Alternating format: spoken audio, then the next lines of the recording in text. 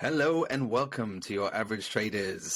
This is the market crash edition. Market crash edition.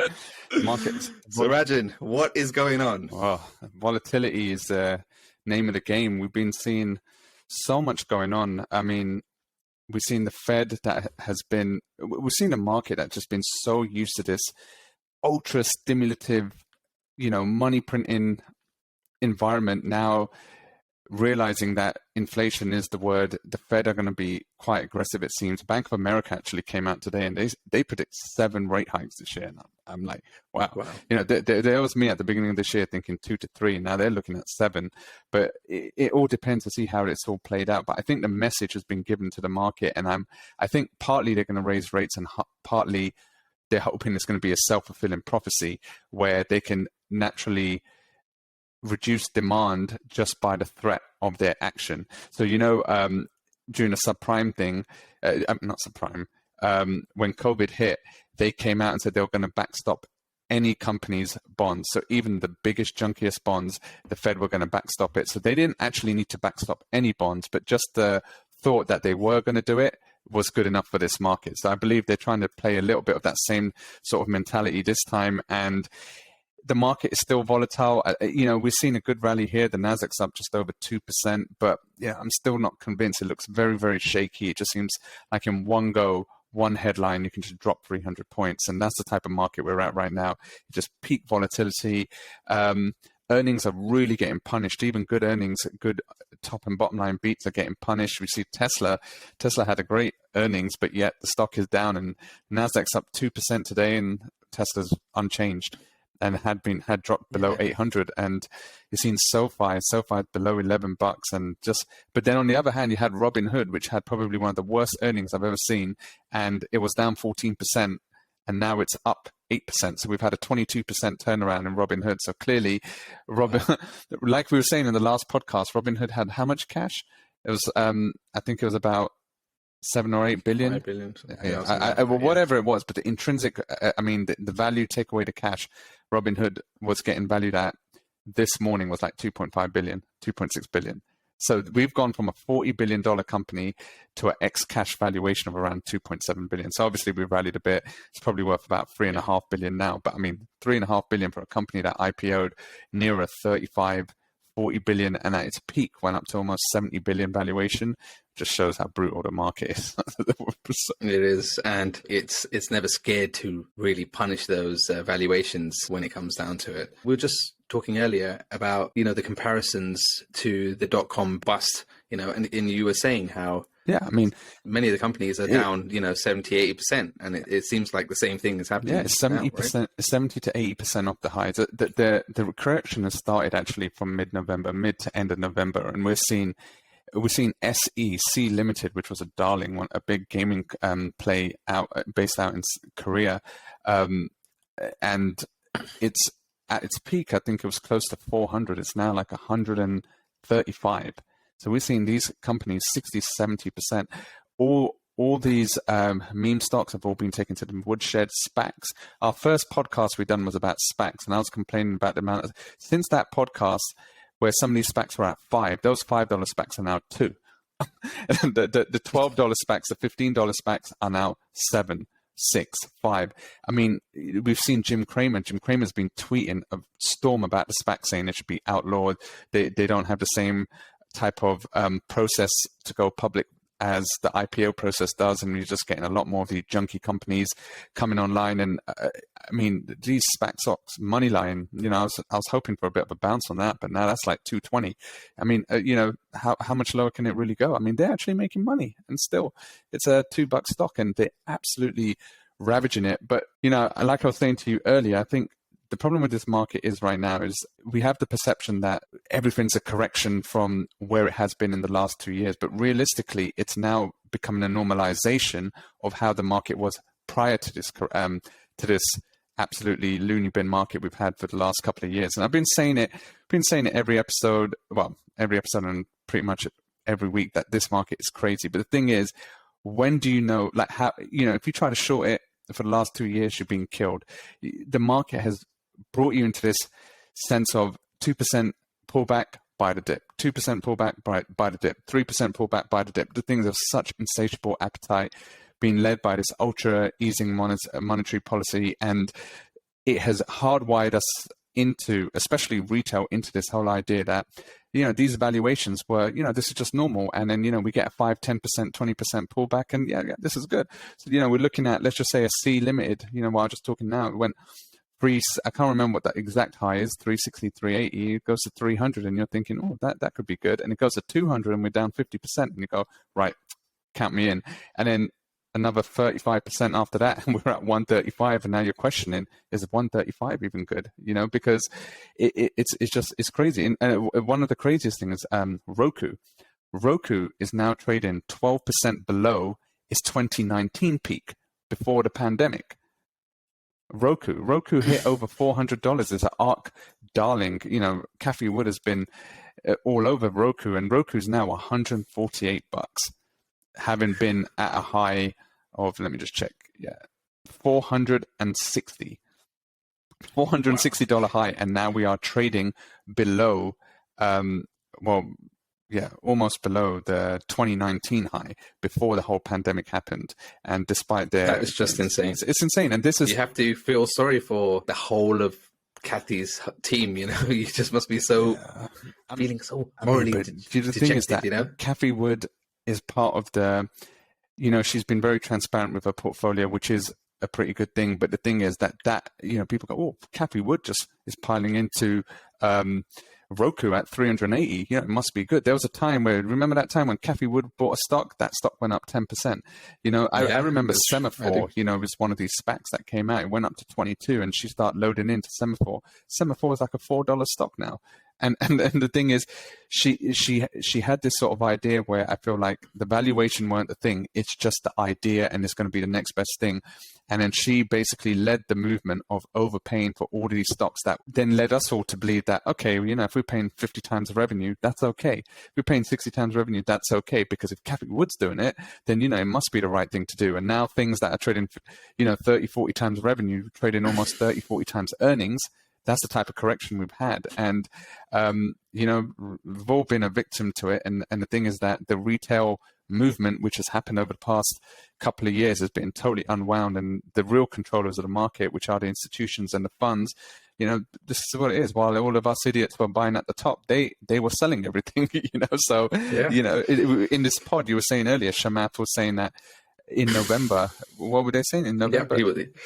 In November, he was saying, look, all of the big guys are selling right now. Elon's selling, Jeff was selling, pretty much if you listen to the All In podcasts in early November, it's like they all knew, right, what was coming along. Elon recently tweeted that he believes a recession is coming. So, some people would say that, this has, had been forecast. And now we're all in it, and I think as average traders, you think, no, that can't happen. Right? This is why. The thing is, actually, Rajan, you predicted it, right? If we just go back to a couple of pods ago, you were saying in December that this is going to happen. And actually, like I was saying, I have to thank you because I unloaded a lot after that. Compared to December, I'm running relatively lean.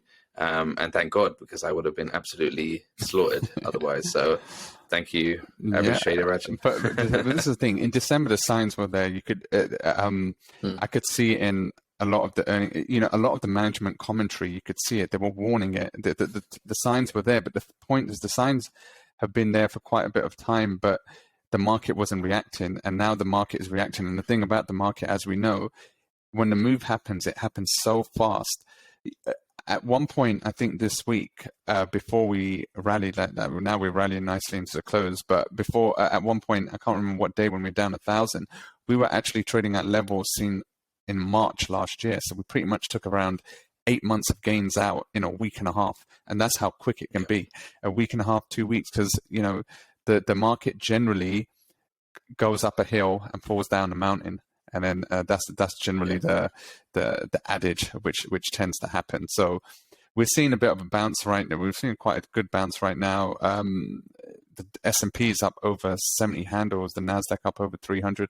Again, at one point just before we got onto this, Nasdaq was almost negative again. I'm like, oh, come on, just hang on. Like the Dow went briefly into negative, but it's held on. And, you know, we saw Apple's earnings yesterday, which were really strong. And I think that has really been a good underpinning of this market today, because I think without those Apple earnings, we could have had another little bit of a bloodbath today as well, because it certainly started the day that way. Yep. Thank you, Apple. But in their earnings call, it was interesting to see that, you know, they're selling pretty much more of everything except iPads. And it's not because there wasn't enough demand. I know many iPad models were sold out here, you know, for a lot of November, December. So it's just another supply chain issues that, you know, they're actually dealing with. And, you know, it seems like Apple have some of the most lean and efficient supply chains in the world, and you know, they're still suffering. I mean, but that's just told by their gross margin. There's 43% gross margin. 3%, they made on just insane. On 125 billion in revenue, it's not close to $40 billion net profit, not net profit. 40 billion. I mean, it's incredible the profit that they're making, and obviously their service sector is continuing to grow, and that's really aiding that. But you know, Apple's up around 6% today, and I mean the Nasdaq's up 2.5%. We are rallying into this close now. I think definitely the market is just bargain hunting into this, and yeah, hopefully we'll see a bit of follow through. You know, the main thing I'm hoping for next week is that we just sort of settle down a bit. Is that these, and to be honest, we're sick of these convictionless rallies. Exactly. You know, the thing is that, you know, I started out my trading career as a day trader, and to be honest, if you're a day trader right now, this is your wet dream. It's the volatility is what you yearn for, and this two-sided action, up and down, up and down. Like the worst market for a day trader, it's just a market that just goes up or just goes down. So we are seeing a lot of whippiness during the day, just this whole week. So it's probably been great for these day traders, you know, scalping here and there and stuff like that. But just in general, it's just so aggressive. It's crazy. But I mean, this is how it is. I mean, just shows how much money is swashing around out there. And but it's been hiding out for the last couple of weeks, right? You know, just on the sidelines. It's like, you know, they like the big institutional money hasn't been buying the dip. You know, it's been the retail traders been buying the dip, waiting. Then they bought the dip again, and then they bought it again, and now they don't have no more to buy anymore. I'm out of money. I'm out of money. I'm actually out of money. And, you know, it's.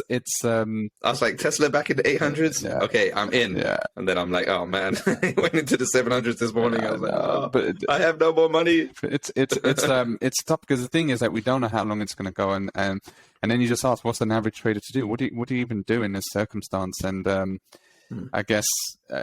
I mean, like Kevin said, he sold out of his portfolio.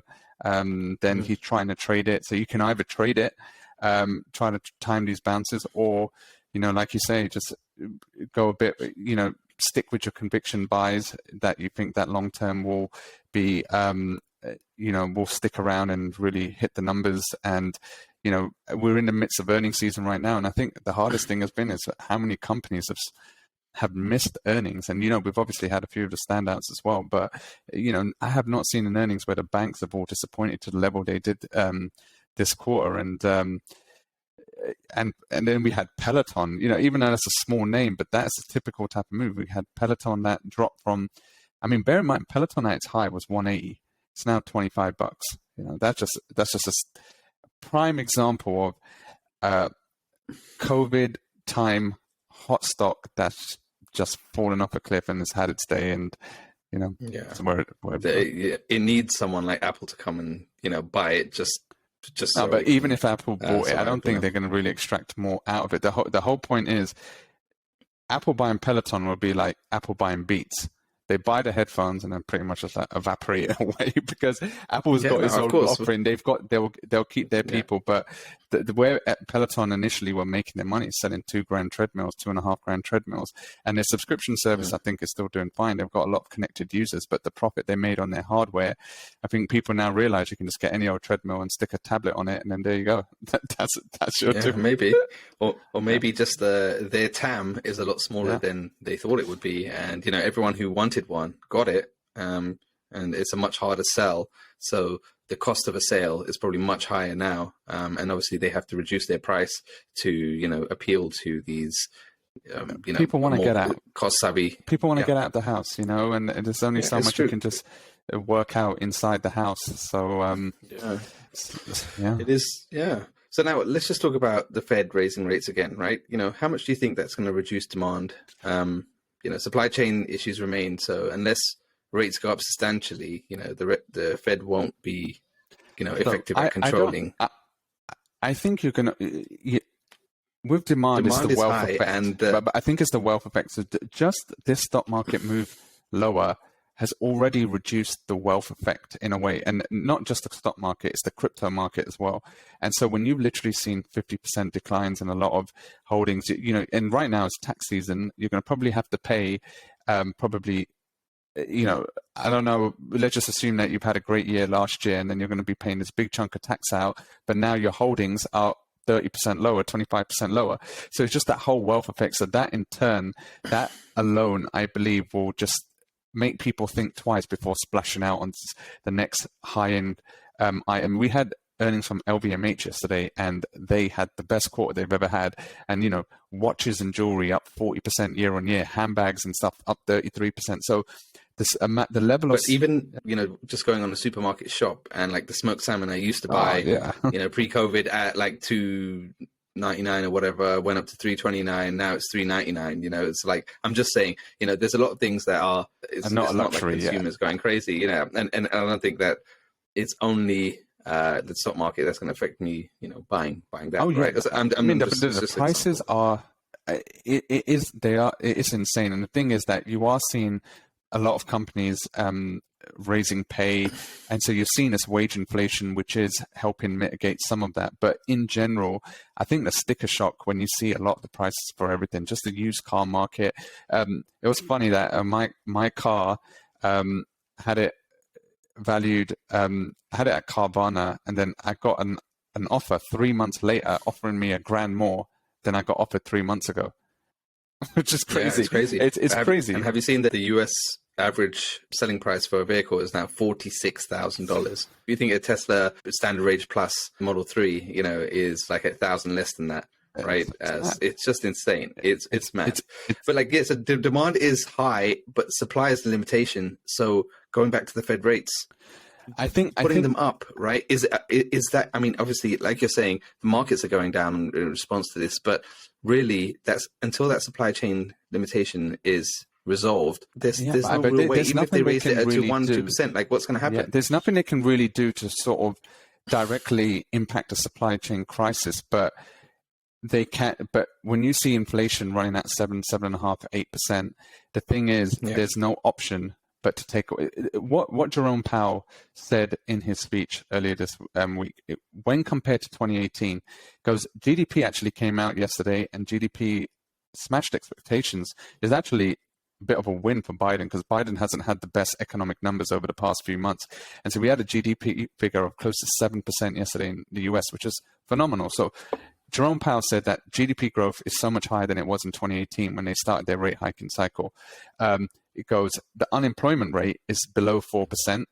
And although there's people out the labor force, some just generally, but you have a much lower unemployment rate. And number three, at the time in 2018, inflation was below their 2% target. Inflation is now 7.5%.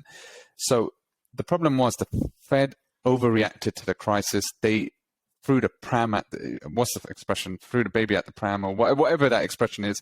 They literally went all in. They cut everything. They just went to zero. They just went full stimulus mode, and then they kept it for too long. And the problem was they didn't want to take away the Kool-Aid. Don't affect the markets. You got the Fed members. They all got their little portfolios and stuff like that. And then this is great for me. And the thing is, they just couldn't. They didn't want to take it away. And then I feel like Jerome Powell, once he got renominated, all of a sudden his tone shift.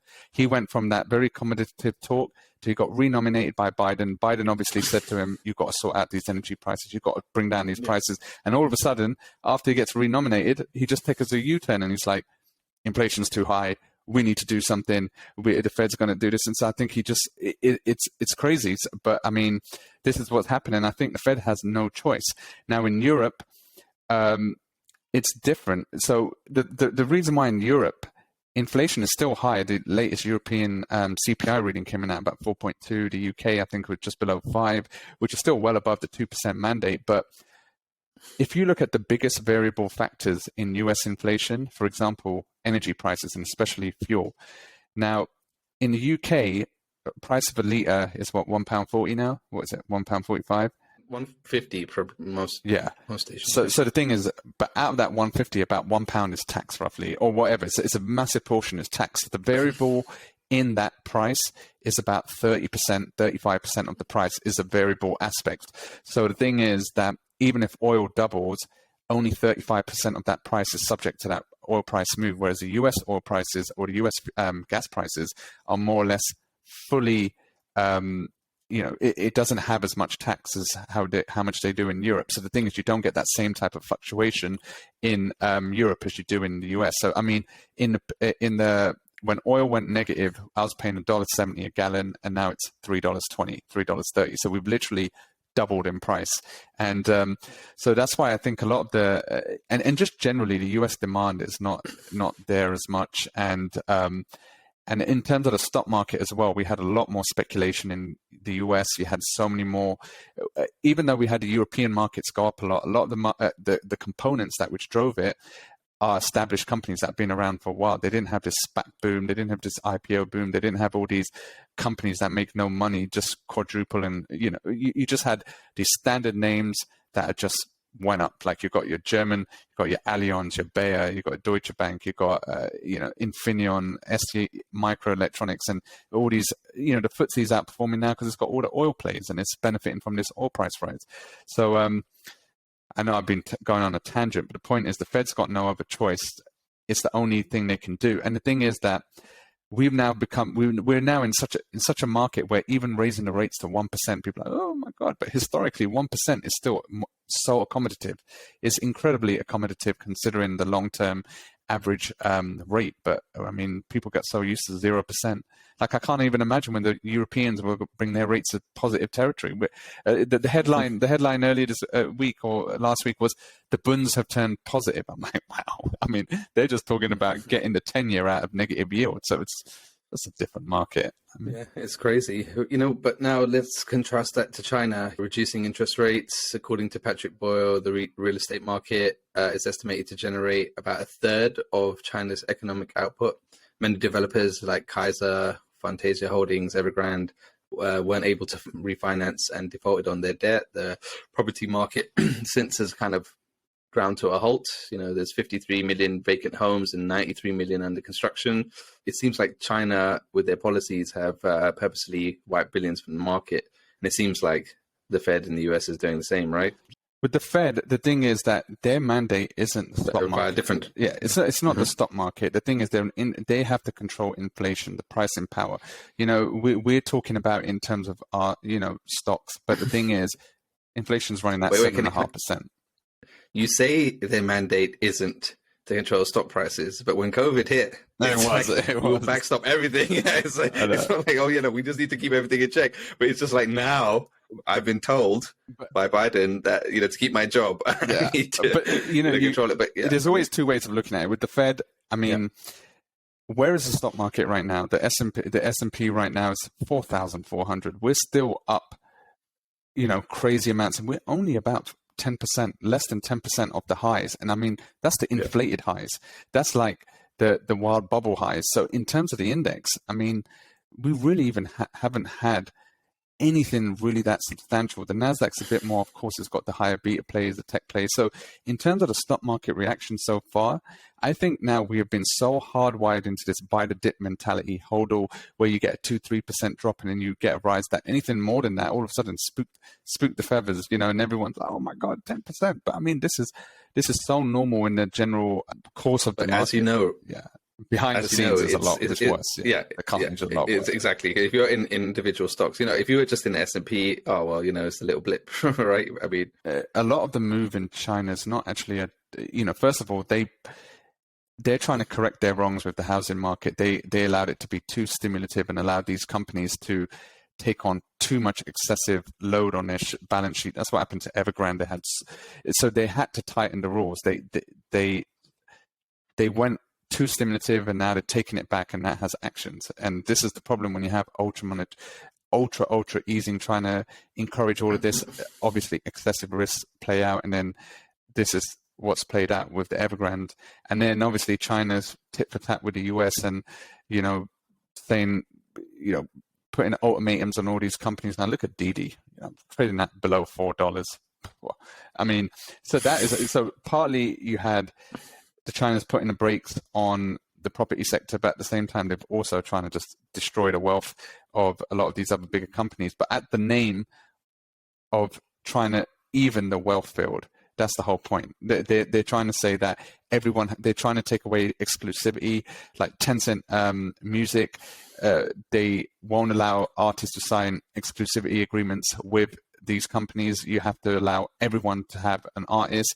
They've limited gaming time to a couple of hours, and certain things. Maybe it's a good thing because the kids here these days they're just on the tablet way too much, and China's now regulating that for the younger folk. And so, it depends which way you look at it. Certain things are good, certain things are not. But for a stock market point of view and an investment point of view, it's definitely been an absolute killer. Like we've seen Baba, which actually moved, started the year off well. China started off the year well, and then now Baba's back at 113, 112. So it's been... Yeah, was it Charlie Munger probably hitting on that one. Now, and also Neo got absolutely smashed. Yeah, wow. Neo, it's part of the EV bubble bust. Yeah. So we've seen Neo, that's down from 60 high to 20. Lucid is back into the mid 20s. Rivian is in the 50s, having been 180. I mean, Tesla, it's obviously off the highs, but it's relative compared to these other companies, it's held up pretty well. So it's I mean, like Tesla's now trading at 51 times 2024 forward EPS, I believe. Last time it was at this EPS was, I guess, mid last year, whilst the Nasdaq is like plus 7%. Despite Tesla having around, 70% increase in 22 EPS estimates. So like they seem to be absolutely smashing it. All the other EV plays, all money losers. Tesla already is a absolute cash cow. It's a phenomenal company. On the earnings call, Elon, you could just tell he's thinking 5 years ahead of everyone else, right? Whereas, everyone else is just trying to make a decent EV. Tesla have almost cracked a decent version of self-driving. He's so super confident now, saying that it will be ready by 2022. But I believe that's because they have over 60,000 vehicles currently testing FSD beta. So just imagine the amount of data that they're collecting. It's absolutely insane. No one is even close. Elon tweeted it will be at least 5 years until the next best competitor catches up with them. The data lead is just unassailable. And then, I guess Elon just went off on his tangent. But it's the right tangent because, he's looking so far ahead. But he started talking about the Tesla bot. Yeah, and I think that's what spooked. I think that's what spooked the market a bit. It seemed like it. I mean, who knows if it was actually that, or it was just the macro sentiment on the day. But because everything EV was down yesterday, but the potential of this Tesla bot is just on another level. Just like how FSD in terms of the robo taxi is on a next level. He's promised this for years after years and goes, next year it's going to happen, next year it's going to happen. And it hasn't happened. People have paid $10,000 for self-driving and they paid for it for 5 years, still haven't got it. And this is what I paid for self-driving. I don't know when it's going to come. So the thing is, you can just see that they are just so far ahead. That's the thing. I mean, whether customers are getting what Elon's promising or not is one thing, but in terms of like who is the most advanced real world AI company, it's Tesla. But anyway, regardless of that, like you were saying, it's come off its highs, but it hasn't like been absolutely decimated like the other EV plays. Look at Rivian, that's been but again, the thing is, just look at the highs. Those valuations all came about because they're trying to get in the next Tesla. And again, it's not Rivian's fault they were valued. They're not even close to it. They are at, when you think about Tesla right now, they aren't an automotive company, right? They've just moved on so far past that, but a lot of Wall Street just can't understand that. They're still putting it in, they're trying to put it into that little box. It's just, like you said, 51 times 24 earnings. Like you got Apple trading at 30 times this year's earnings, right? And so what it is that Tesla will go along that trajectory.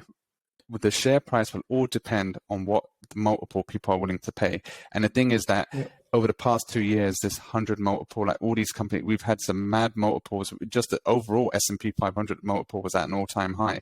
Now, the question is, the years going ahead, Tesla could make that, go down that same path and people will only be willing to pay 30 times or 100 times or somewhere in the middle. And the thing is, the share price will be a function of what multiple people are willing to pay for that type of growth and to be in that market. And the thing is, as it becomes more of a mature company, and as it becomes bigger, just naturally multiples will decline. So during that 51 times 24 earnings, I mean, it's still a bit punchy, but the thing is, right now, it can command that because of the lead that they have. So this is what it all comes down to. And if you look at their cash flow, their return on invested cash, right? It's coming close to Apple. They're just below 30% right now, and Apple's like at around 45 or something like that. And like if you're looking in the market for these mega caps with this level of growth, Tesla is just in a league of one. Right, there's just no one else that is growing this fast and create so much free cash flow. I think that in a couple of years' time, they'll have so much cash they won't be able to deploy that much cash in a meaningful way. Even with the will of the world, you can't deploy that much cash, and be sensible about it. I mean, like they'll have to either go for some kind of dividend or something like that, because just looking at their growth trajectory and the level of demand they have. And they don't even need to come out with this $25,000 subcompact car, or, I mean, obviously the Cybertruck and all of those new vehicles are going to be a part of the story next year. Unfortunately, it's not this year, which is a shame, but it seems like everyone's battling supply chain shortages. But this is the thing. This is why I still believe it's a good buy. Considering the money, its revenue, its profits, and it's worth almost $1 trillion. It's still like you have to really pay for it. And the thing is that we've seen in this market now, the real risk is that Tesla's been, the thing is that the growth story looks great.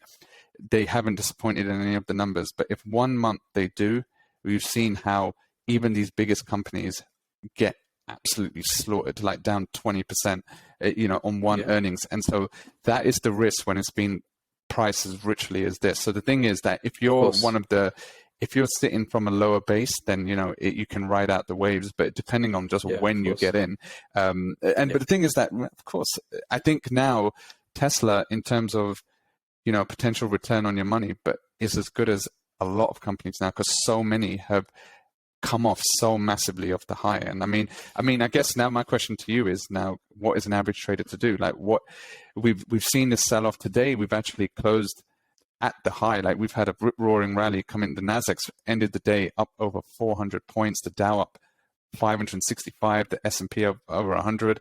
At one point, I thought we were going to finish negative today. So we've ended the day at the highs, which is good. And so I don't know if that momentum is going to continue on to next year. But what is your plan? I mean, what is the plan going forward, given where we are today? I'm going to be back holding, basically. I've turned into a trader to a long-term trader. I've come to a trader that's got all the. I'm that guy that respected all the chart lines. In the last pod, I done all the chart lines, and then when it breaks, and then I'm like, right, I'm long-term holder. But So I'm only got a few sold puts that I've just rolled, and I'll just keep on rolling them until. I'm actually rolling them diagonally down for nil credit. Yeah, let's just see how that goes. I think right now, you're fighting a Fed who's not giving very clear guidance purposely, just freaking everyone out. And until we have some more clarity and well, maybe until March, really, we're not going to really see much more confidence, to go to that kind of euphoric rise. I think today's price action, especially at the end of the day, is kind of going to give those, who are really invested in the market a bit of a breather and nice rest over the weekend. No stress over the weekend. And without all that tension. Yeah, exactly. But yeah, to be honest, Rajan, you're more of the trader, more of the long term. So, like I was, like I was saying, I'm just going to be, holding on to my Tesla shares, have, over this dip just bought more. But yeah, you tell me. Yeah, I mean, there's three ways, I'm sure you've all heard it before, but you can either be the trader, the long-term bag holder, or you just sell out and just take the loss and just, the stress is off your shoulders and things like that. And I actually, it's funny because in times like this is when everyone all of a sudden messages and goes, well, what should I do? Should I get out now? When I get out now? And there's one person that messaged earlier this week and I said, the moment you want to get out and everyone else wants to get out will tend to be the low, because the market has got you to that point where you can't take any more. And then this guy just got in to a decently sizable chunk of money on January the 1st, and within less than a month is down almost 50%, right? And the thing is, it's like, should I get out now? Should I get out now? And the question is, when the market starts triggering that threshold where you get that flush, and that's what happened, I think, on the Tuesday or Wednesday when we're down that 1,000 points, and then the sellers just disappeared. The pain threshold had been reached. Everyone that needed to sell just sold, and then there was only buyers left, and that's why we saw that big rally, and we pretty much took up the whole market. And the question is, I don't know if that point has been reached yet. And I think the key is in this time is leverage kills, and if you want to be an astute investor, you just have to play within your leverage bounds and not over leverage, not bet the farm on one play. And obviously you're going to hear on the backside of this that one guy went all in and leveraged 3 times on this one stock and then bought calls as well, and then he became a millionaire or whatever. But the prudent thing to do is just the safest play obviously just being in the index funds. As you're saying, if you're in the index fund now, you're only been looking at 10-15% drawdown, and it's that. And even the Russell is only down 20% from the highs, but so many components of the Russell are down 60-70%. So the indexes. I've actually went long the QLD, which is the Ultra Nasdaq Long, which is 2 times Nasdaq Long. So I feel like rather than trying to time an individual stock, I've gone in a bit less, but went for the leveraged option, hoping for a bit of a bounce. And then you can all see the average trader portfolio, all the trades that I've been doing. Today, I sold a 11.9 SOFI put spread, taking in $83 credit, then a Square Broken Butterfly, played a bit of Mara. To be honest, I've been quite active this week, done a Palantir calendar, what do you call it, Butterfly. So, I've been just trying to play it, doing these low risk plays, just trying to find that bottom. But if we keep on going lower, then, it's not going to be great. But the thing is, I've got my risk capped at the moment. So I think that's just the way I'm personally playing it right now, just doing these capped risk trades, hoping for the bounce, and just slowly accumulating a little bit. Yeah. The thing is, everyone needs to understand that when the stock prices go down, you're actually taking on less risk when buying them. Like, I know it seems like a very risky time when things are going down. Obviously, things can go down further, but just know that, if you're getting 60-70% off all-time highs, your risk is a lot less. Not to say that you can't lose money, you still can, but the risk is a lot less than if you bought Rivian in like 150, 160. I mean, compared to 60 right now. C Limited, but Square or Block. So I don't know why I got into Blocks slowly, and I've been slowly accumulating from 250s. Now it's like 105. But then I just, luckily I just didn't play it that big, because obviously anything I bought last year at these sort of, when it came 10% off the highs, 15% off the highs, I played it very, very tentatively. So technically, I can double up on Square and bring my average down a lot more, but just spend the same amount as I did on that initial purchase. But it'll be enough to bring the average down by about 30-40%. So, I mean, there's loads of different ways, and everything depends on how much you can afford to lose. The question you got to ask yourself, and I asked myself, if I sell this now, right, what am I going to do with that money? Do I need that money to go pay a bill? Do I need it to do anything like that? Or hypothetically, had it gone up 50%, what would I have done? Would I have sold it, or what would I have done with that money? And if that money was it's just part of the account, and generally the company you're in is not some BS company, then if you believed it at 200, then why won't you believe it at 50? So this is the thing. And yeah, exactly. is the real question is not whether you believe in the company, it's just how much firepower you have. And sometimes, if you don't have that much firepower, then it's a tough thing to do. And what I've actually been doing is, I had my main portfolio had like 35 stocks, and I sold out of 15 of them and used that money and just spread it over the 20 that I had remaining. So all I did is, rather than although I did get out, I just redeployed that capital. And so I don't have any more cash. I've got the same amount of cash, but those stocks like Robinhood, that dog of a stock, like the biggest piece of crap stock, right? I managed to get out at like $14, and then with that, I went in and I bought a few more, bought a little bit here, and got out. Like Zillow, once the darling, had that, and then I just went done. I was just thinking higher interest rates. How much is that going to affect the property market? And the property market was in a bubble. I mean, the price rises, the crazy activity that's been happening in the property sector, what people are paying over asking. And I think, that could be the next thing to, if this continues, that could be the next thing to moderate. I don't think it's going to crash, but moderate. And so I was like, let me just get out of Zillow. And then, I just redeployed it, put a little bit in Tesla, a bit in SOFI, but SOFI's been dog shit as well. But, it is what it is. And then, just a few of these other ones, and then just that's what I did, just redeployed it. And so for people that asked, and I said, how many meme stocks do you have? How much AMC do you have? How much garbage do you have? If you've got these companies, just get out and then put it into something a bit better, But I mean, who knows? Definitely. You can have another meme run, but I mean, you're not going to have AMC ain't going to go up back to 30 on a fundamental basis. It's only going to go up if they say, oh, we're going to offer Dogecoin to pay the cinema tickets, some other stupid things like that gets the memesters on, and that's all it's going to be. So yeah. And the thing is, we have to look, does the retail crowd have much more money left to deploy? This is the thing. I mean, if you're asking me what's the strategy here, you have to just look at it. This would be an amazing time to just be entering the market. Like literally you can be buying everything at very good discounts, and this is where real wealth can be generated, because buying at these less risky times, you could have a portfolio next year that's significantly up.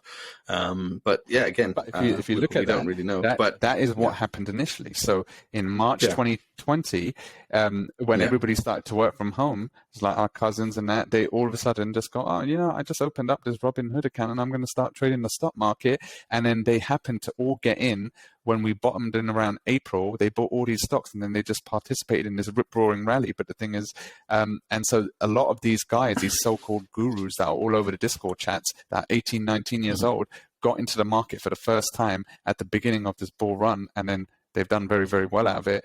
But now the question is, how can they trade in a real type of market? So I mean, it's the same thing. The question is, did they take their profits?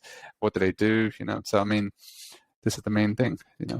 This is the thing. And if you are like heavily invested, you only have a bit of dry powder left. I mean, my advice would just be dollar cost averaging into your high conviction plays. Get rid of the crap if you really don't believe in it and it's causing you grief to look at. I mean, we have to all put a price on our mental health. You don't want to be staring at the screen the whole day. I mean, Rajan, that's what you do anyway, for a living. But a lot of people, who are doing this for a hobby, or you're just your average trader, you need to have a strong stomach right now in this market.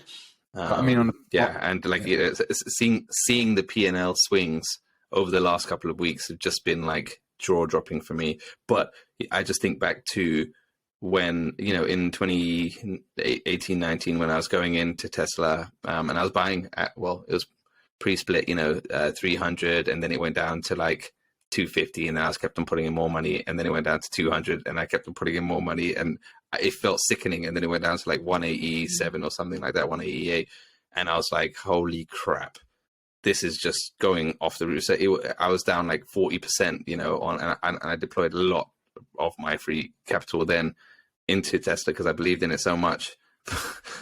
It just kept on going down, but then obviously Elon and the team did amazing. But then COVID hit again, And, when that went down from, like, this is also pre-split, 900 almost that it was at, or 950 or whatever.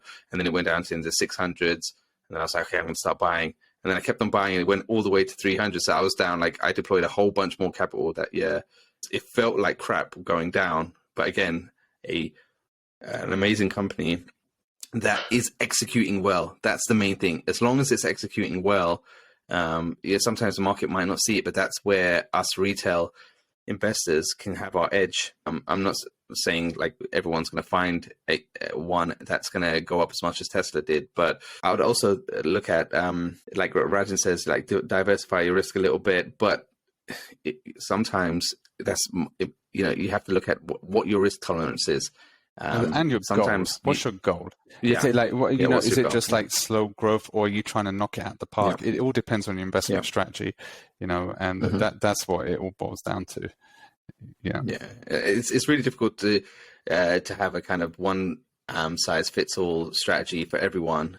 You have to just kind of go with your own gut in this type of market. But what do you think going forward? When do you think we'll kind of get out of this rut of a market that we have, or is it going to go on for the rest of the year? Well, I mean, if you look at it, the rut's only been 2.5 weeks. So although it feels like a lifetime, we're not even out of January yet. And so, the thing is, we can just take guesses. I mean, I just think, this year there's going to be a lot more chop.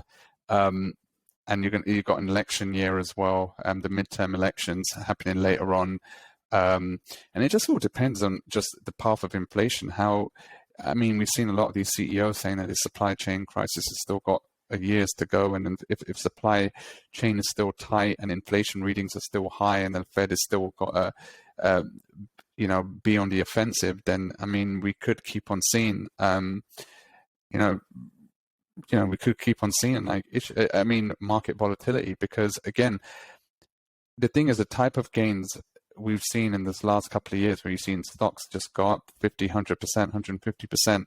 I just don't think it's going to be like that, because prior to that, in 2019, 18, 17, if a stock went up 10, 15% in a year, you go, oh yeah, that was a good one.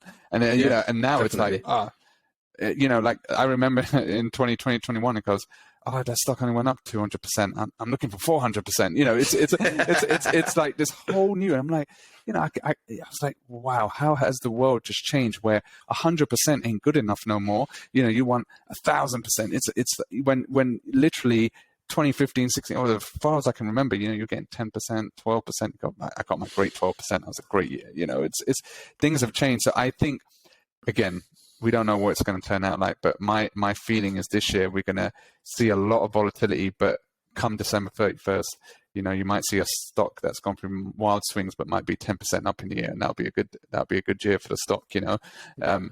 So that's what I feel. Yeah, I've definitely recalibrated this year. If I end up kind of even Stevens, I'll be happy. There's this one question I have for you. What do you think has happened to all of that printed money? Well, the thing is, because that's the main difference between 2015, 16, 17 you were talking about, is that someone's holding a lot of money. Yeah, that was the narrative. There's so much cash on the sidelines, and I think there still is a lot of the cash on the sidelines. But regardless how much crypto has come off its lows, it's still an incredible amount of wealth that is created, right? No, the thing is, the crypto people, they don't want to deal with, they'll rather buy an NFT than get into stocks, right? And we actually see that's a generalization. but we actually saw, I just saw some data that we saw a record amount of first-time home buyers, and a lot of them funded their deposit by selling their crypto. So you've seen a lot of these youngsters that done well in their crypto, sold out, and now turned it into their first home and stuff like that. So why not? So we've seen good use of the wealth accumulation that's happened in crypto. But the thing is that the whole reason why a stock market generally sells off when rates go up is because now there's other places where you can put your money. Like bond yields will be higher. You can put it in fixed income, and you can get a 3, 4, 5% yield. And then the thing is that extra money, might go and buy some AT&T bonds rather than putting it in AT&T stock, for example. So depending on how much, it's just where it's getting in municipal bonds. It's just, I think the portfolio mix from being really overweight equities will now go less overweight equities with more of a bond holding and more of a maybe a bigger cash component. So I think the portfolio will be more diversified amongst the sophisticated investor compared to before, where bonds were through the roof and you have a much larger equity allocation. So I just think it's a recalibration of the allocation that is basically going to change. And so a lot of this money on the sidelines is going to go into different assets relative to what's happened in the last couple of years. Yeah. So. And definitely, recalibrate the actual amount that they're going to pay for growth. Right. Yeah, that's the biggest thing. I think clearly paying 70 times the revenue ain't going to fly anymore. It's because with this, and it seems like that even in the private markets as well. Yeah, a lot of they're all being re-rated. Unless it's Kim Kardashian's skinwear that just got doubled in valuations, worth 3.2 billion. She's now back as the number one richest Kardashian or Jenner. So. Take that, Chloe, or whoever else it was. Kylie. But, Kylie, that's the one. So, okay. Well, it's been a really interesting chat. Yeah. So if you managed to stay, anything else to add? If you managed to stay with us all the way to the end, thank you. Hopefully, got some good use out of it, and please like and subscribe if you enjoy the content. And hopefully the next pod, the market would have rallied a little bit. Whatever happens, we'll try to do a pod at least every week to 2 weeks to keep you up to date with our thoughts on the market. So thanks a lot for listening, and we'll see you guys in the next one. Yeah.